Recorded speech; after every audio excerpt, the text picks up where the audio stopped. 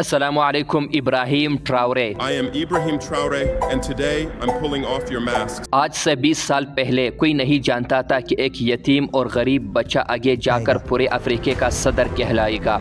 हालांकि वो सिर्फ अफ्रीका के एक छोटे से गरीब मुल्क बर्किना फासो का सदर है, लेकिन आखिर क्या वजह है कि सिर्फ अफ्रीका में नहीं बल्कि पूरी दुनिया में लोग इसे सपोर्ट करते हैं। Try to be like him. Don't be like Zelensky. Don't be a worm. Be a president like Ibrahim Traore. आखिर इब्राहिम ट्रावरे के पास ऐसी क्या ताकत है कि वो अमेरिका और बाकी तमाम मगरबी ममालिक के लिए एक दर्दसर बन चुका है। इन सब बातों को समझने के लिए हमें पीछे जाना पड़ेगा। जब उस्मानी सल्तनत अपनी उरूज पर थी, उसी वक्त स्पेन पर भी मुसलमानों की हुकूमत थी, लेकिन स्पेन के आसपास काफ़ी तादाद में ईसाई भी बसते थे। वो सब ईसाई स्पेन को मुसलमानों से छीनने के लिए इकट्ठे हो गए और आखिरकार स्पेन को मुसलमानों से छीन लिया। जब स्पेन से मुसलमान और यहूदी निकल रहे थे तो उसी वक्त उस्मानी सल्तनत ने उन्हीं मुसलमानों और यहूदियों को पनाह दे दी और मुसलमानों ने बदला लेने के लिए उन पर ट्रेड के तमाम रास्ते बंद कर दिए। सबसे अहम बात यह है कि स्पेन का ज़्यादातर कारोबार इंडिया से होता था और इंडिया पहुंचने के लिए उन्हें उस्मानी सल्तनत से गुजरना पड़ता था, तो उस्मानी सल्तनत ने उन पर दरवाजे बंद कर दिए। अब स्पेन को दूसरा रास्ता तलाश करना पड़ा और एक इतालवी शख्स ने स्पेन की मदद से एक नया दुनिया दरियाफ्त कर ली, अमेरिका। अब बाकी मगरबी ममालिक ने भी अमेरिका पर कब्ज़े शुरू कर दिए।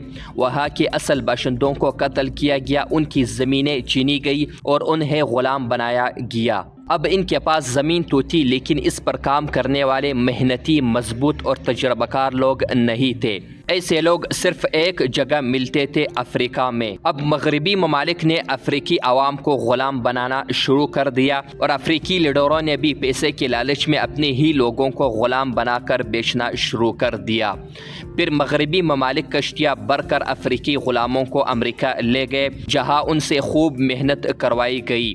तकरीबन 15 करोड़ ग़ुलाम अफ्रीका से अमेरिका लाए गए। यानी आज अमेरिका जिस मकाम पर खड़ा है वो अफ्रीकी ग़ुलामों ही की बदौलत है। लेकिन अफ्रीका में ग़ुलामी के खिलाफ कुछ अजीम लोग उठ खड़े हुए, जिनमें सबसे बड़ा नाम है नेल्सन मंडेला।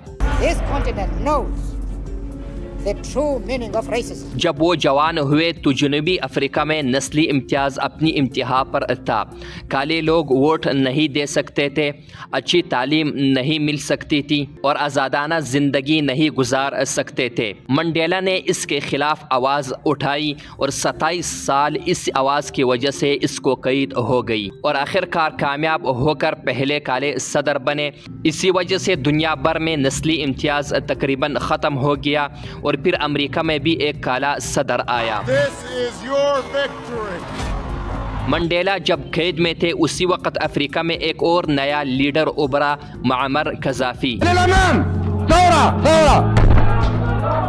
मुअम्मर कज़ाफ़ी जब ताकत में आया तो अमेरिका ने उसके लिए अपने लोगों को उसके खिलाफ कर दिया और इसके साथ वही किया जो सद्दाम हुसैन के साथ किया था।